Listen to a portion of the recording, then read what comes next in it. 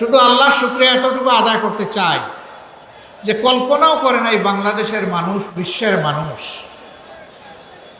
যে এই ধরনের একটি ফ্যাসিবাদী রেজিম, একটি শাসন এই বছরের আগস্টের 5 তারিখ শেষ হয়ে যাবে।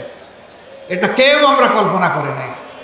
আসমান জমিনের মালিক বাংলাদেশের জনগণকে, মজলুম জনগণকে এটা উপহার দিয়েছে। আলহামদুলিল্লাহ রাব্বিল আলামিন। এর সমস্ত কৃতিত্ব আল্লাহ তাআলা। জমিনের কৃতিত্ব 18 কোটি মানুষের, মজলুম মানুষের। নেতৃত্বের কৃতিত্ব আমাদের গর্বের সন্তানদের, যারা রাস্তায় নেমেছিল তাদের একটি দাবি আদায়ের জন্য, কোটা সংস্কারের দাবিতে।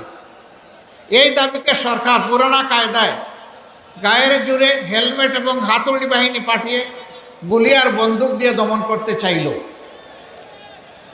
রংপুরে আমাদের একটি সন্তান, সে বুক খুলে ডানা মেলে দাঁড়িয়ে বলেছিল, বুকের ভিতরে তুমুল ঝড়, বুক পেতেছি গুলি কর।